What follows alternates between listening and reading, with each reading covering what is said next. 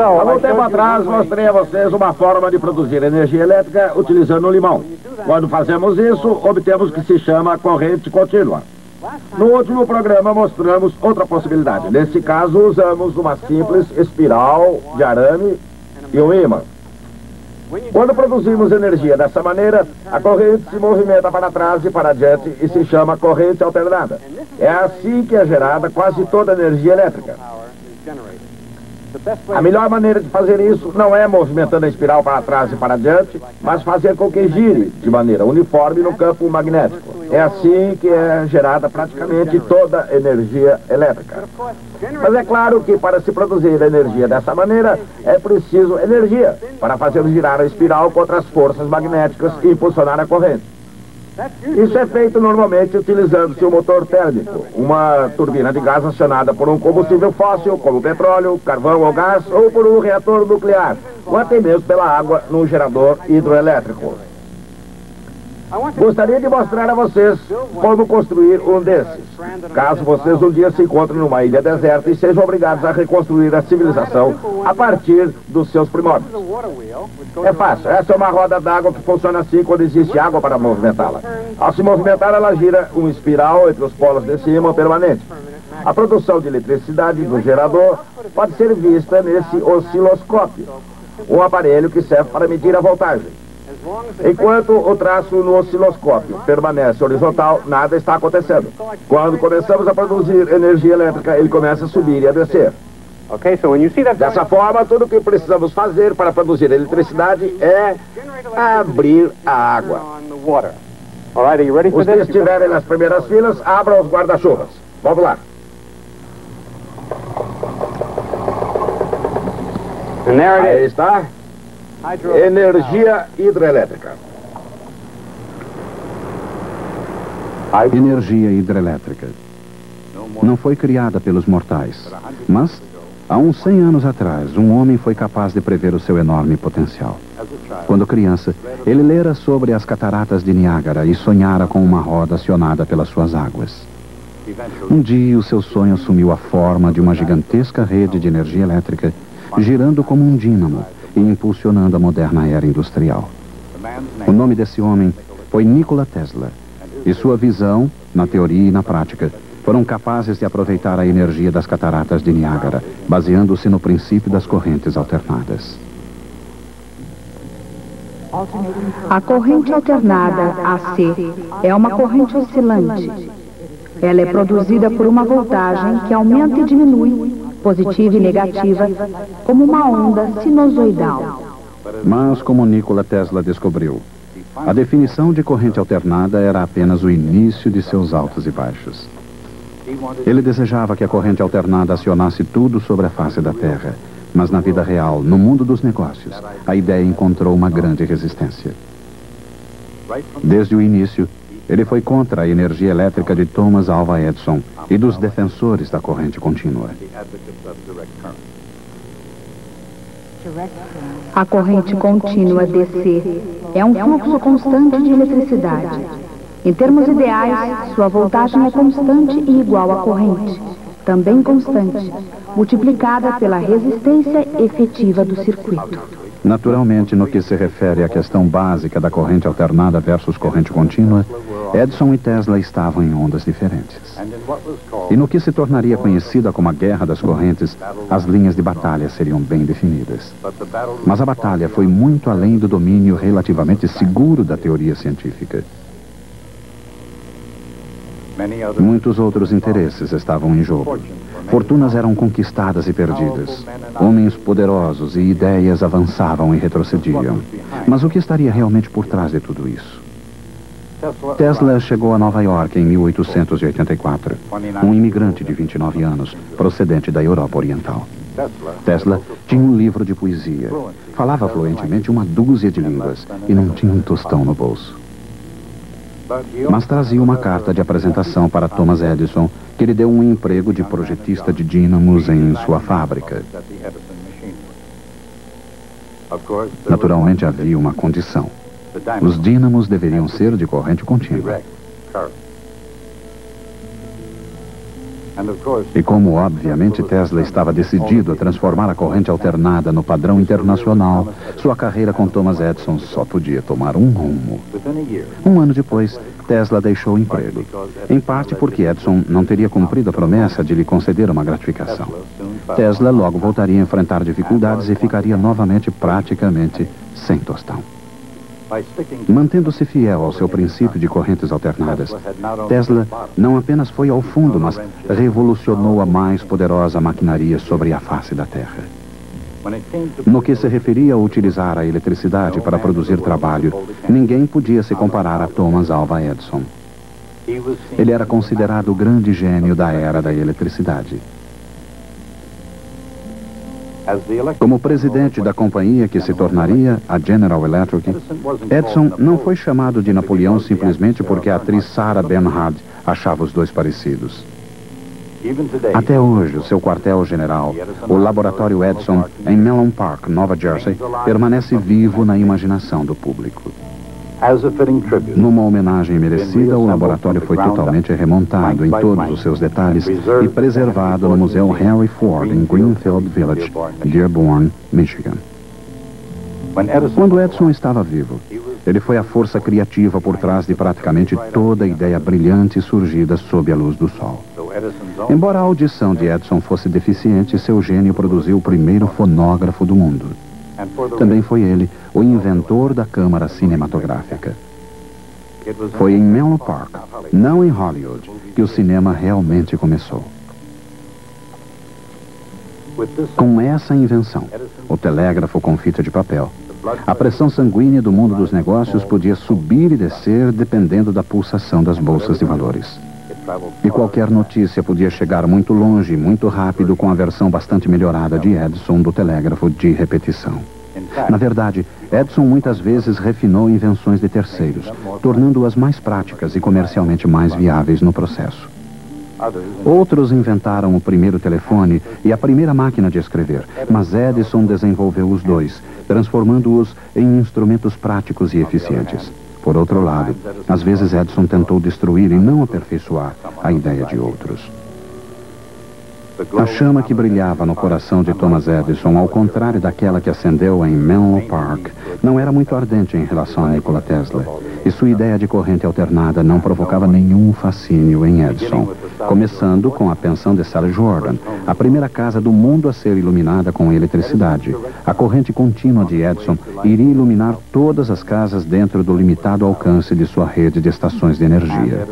E Edison sabia que até mesmo nos mais simples circuitos, a corrente alternada de Tesla poderia reservar muitas surpresas. Consideremos, por exemplo, um circuito simples que consiste de uma fonte de voltagem alternada, um capacitor e um indutor.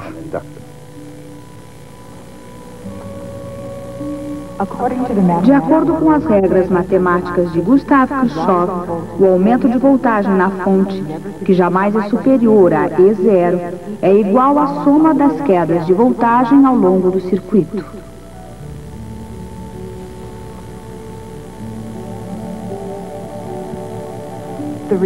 O resultado é uma equação diferencial, que pode ser escrita em termos da carga Q do capacitor.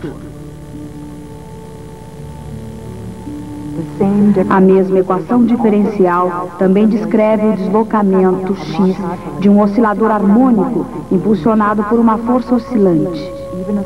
Mesmo uma pequena força, jamais superior a F0, e na frequência correta, produz oscilações cada vez maiores.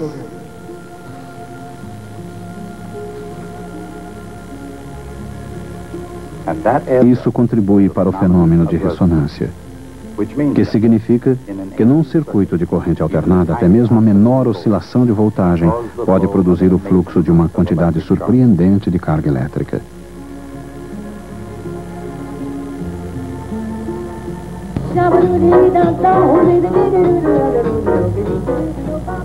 E claro que num sistema mecânico, os resultados da ressonância podem ser desastrosos. Mas às vezes, a ressonância elétrica é necessária para se obter o tom adequado. Tesla foi, na verdade, o primeiro a descrever uma rede de circuitos ressonantes afinados e antenas erguidas que constituem exatamente a maneira pela qual os sinais de rádio e televisão são transmitidos e recebidos. Uma determinada estação de televisão é sintonizada dentre todas as outras porque um circuito de corrente alternada é afinado de maneira precisa em ressonância com a frequência da transmissão. Isso se aplica tanto ao rádio quanto à televisão. E a ressonância elétrica ocorre porque, matematicamente, capacitores e indutores agem de certa forma como molas e massas. Por exemplo, quando um capacitor começa a carregar, ele produz uma voltagem que se opõe à carga. Em outras palavras, um capacitor se opõe à variação de sua carga positiva ou negativa da mesma maneira como uma mola se opõe à expansão ou compressão. Por outro lado, quando se aplica uma voltagem a um indutor, demora um pouco para que a corrente se movimente ou pare novamente. Assim, um indutor se opõe à variação da corrente da mesma maneira como uma massa inercial presa a uma mola se opõe à variação da velocidade.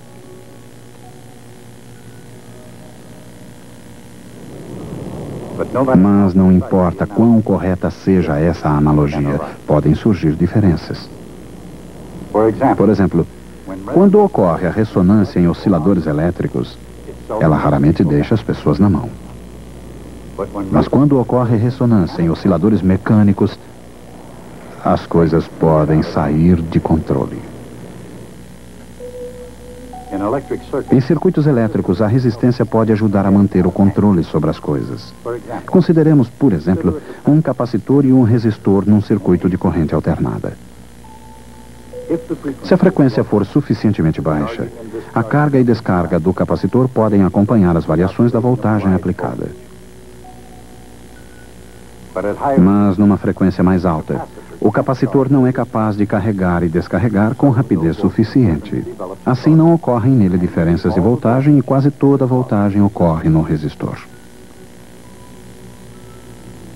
Por outro lado, se existe um indutor no circuito numa frequência baixa, há tempo suficiente para aumentar a corrente nele sem que sua voltagem aumente muito. Mas numa frequência mais alta, a corrente no indutor é incapaz de variar com velocidade suficiente antes de ser obrigada a mudar de sentido.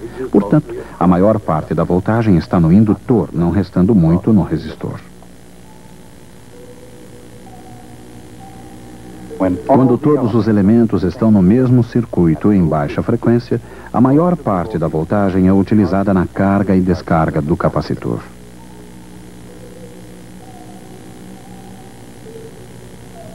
Numa frequência mais alta, a maior parte da voltagem é usada na tentativa de alterar a corrente no indutor.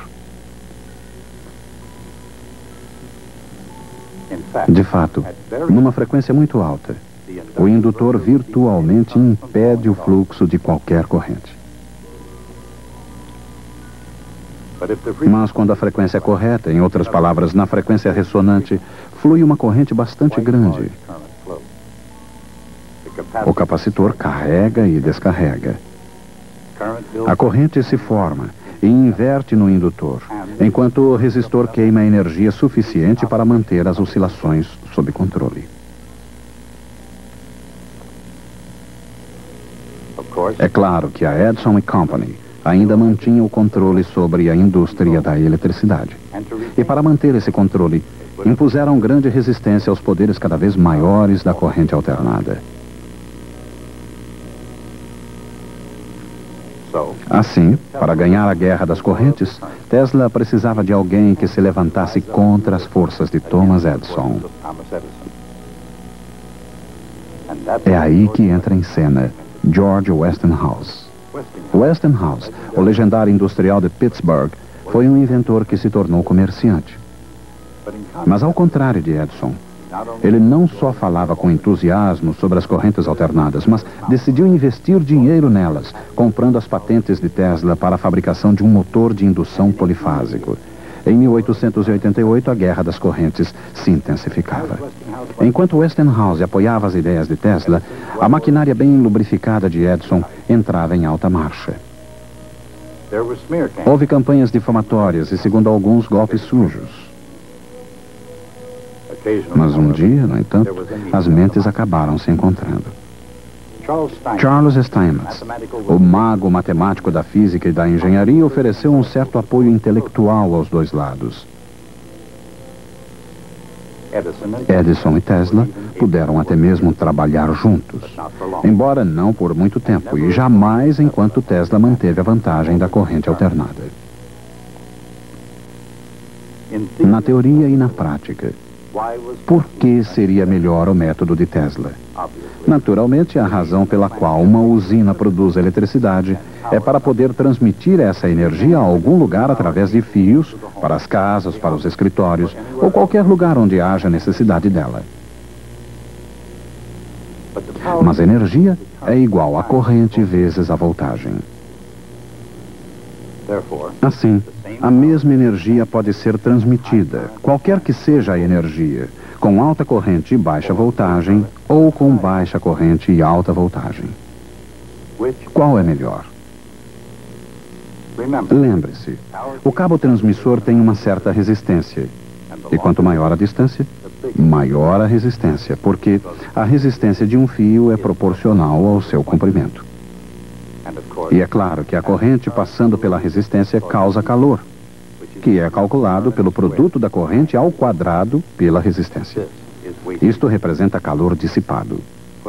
Para a companhia geradora e para o consumidor, isso significa uma energia gerada e não disponível na outra extremidade do processo. Como a corrente I é igual a P sobre V, esse calor é P ao quadrado vezes R e dividido por V ao quadrado.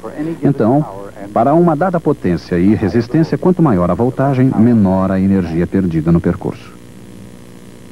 Em outras palavras, o segredo da transmissão eficiente de energia é transmiti-la na voltagem mais alta possível. Numa moderna rede de energia elétrica, a energia é transmitida regularmente através de milhares de quilômetros com centenas de milhares de volts. Mas não importa como ela é utilizada, o usuário deseja que todos esses watts lhe cheguem numa voltagem segura e prática. E isso só é possível se a energia elétrica puder ser transformada em alta voltagem, o que é necessário para fazer a longa viagem até o consumidor e de voltar em baixa voltagem para a utilização no fim da linha. A tarefa de aumentar e diminuir a voltagem é uma tarefa difícil de se realizar com a corrente contínua, mas com a corrente alternada essa tarefa é relativamente simples. Quando a corrente alternada passa através de uma espira ou espiral, ela produz um fluxo magnético em constante mutação.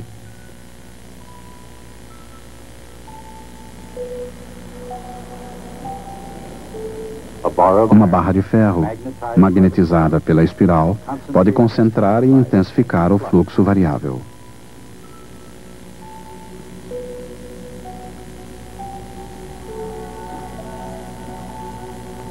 De fato, um anel de ferro pode conter todo o fluxo. E se adicionarmos um circuito secundário ao anel, uma voltagem será induzida nele à medida em que o fluxo o atravessa. Essa voltagem é proporcional ao número de espiras em torno do núcleo de ferro. É óbvio, portanto, que a voltagem da energia transmitida ao circuito secundário pode ser aumentada ou diminuída em relação à voltagem do circuito primário. Assim, embora a energia que saia seja quase igual à energia que entra, ela pode ser elevada até uma alta voltagem para a transmissão a longa distância e reduzida a baixa voltagem para a utilização segura pelo usuário. Esse princípio é exatamente a maior vantagem da corrente alternada de Tesla em relação à corrente contínua de Edison. E embora fosse revolucionário no fim do século XIX, esse princípio seria aplicado de uma extremidade à outra da Terra no século XX. Esse fato, a evidência esmagadora de que a corrente alternada impulsiona o moderno mundo industrial, nos obriga a considerar Tesla o vencedor na guerra das correntes. Por outro lado, como sempre acontece com guerras e histórias, existem sempre dois lados da mesma moeda.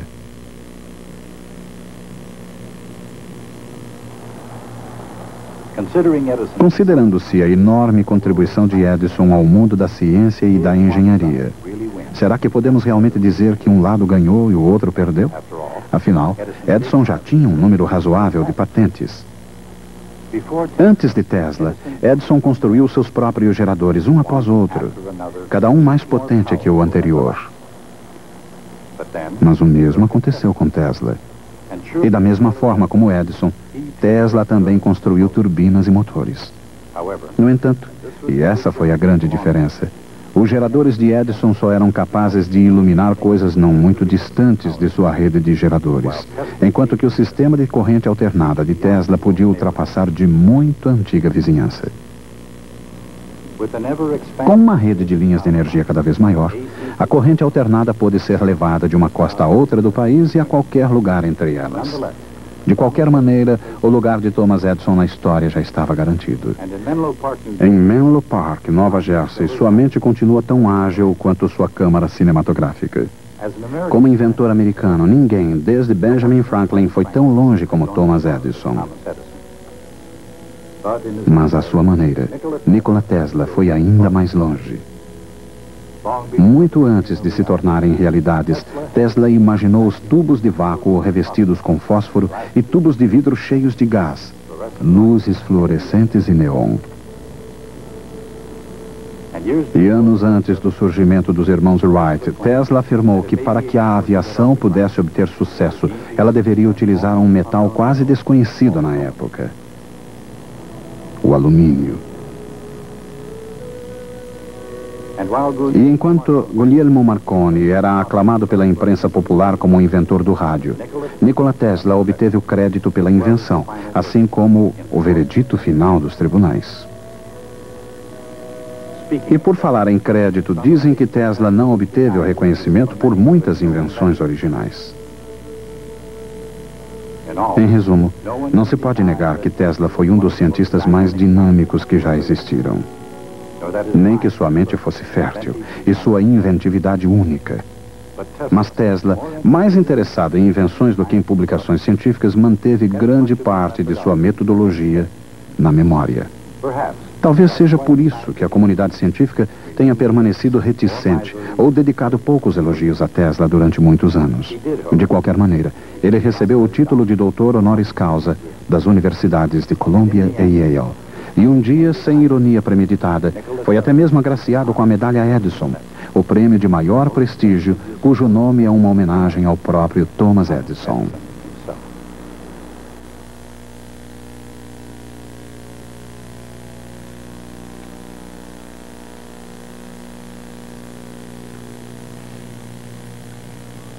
Nessa longa história que estamos contando, temos deparado sempre com certos indivíduos que podemos identificar como uma espécie santos da ciência. Vimos casos de pessoas levadas à descoberta científica da mesma maneira que as mariposas são atraídas pela luz. Isso inclui Kepler, Newton, Faraday e certamente Albert Einstein.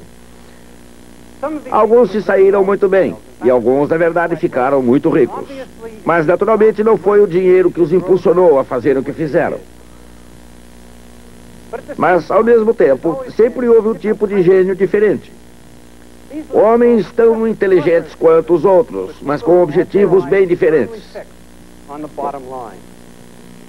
Um deles foi, claro, Thomas Edison. Temos também o caso de James Watt, Henry Ford e muitos outros. Homens que passaram quase tanto tempo no tribunal brigando por patentes quanto dedicaram às suas invenções. Somos tentados a traçar uma distinção entre os cientistas santos e os tecnólogos cavadores de dinheiro. Mas, é claro, houve uma exceção para confirmar a regra. Jamais gostei dessa expressão, a exceção que confirma a regra. Acho que antigamente ela devia ter outro significado quando a palavra provar, no sentido de confirmar, significava testar. Assim, uma exceção testa a regra. Se há realmente uma exceção, então a regra não está correta. Houve uma exceção que testou a regra e descobriu que ela era falha. Ela foi Nikola Tesla, um gênio da primeira grandeza. Se Michael Faraday foi capaz de imaginar o espaço cheio de linhas de força constante, Nikola Tesla foi capaz de imaginar geradores multifásicos e motores multifásicos, todos ligados com circuitos elétricos complexos, e quando um dia eles foram possíveis, todos funcionaram com perfeição, exatamente como ele havia imaginado. Muitas vezes Tesla amealhou e perdeu fortunas. E muitas vezes recusou empregos confortáveis com gordos salários para ficar sozinho e poder pensar e inventar.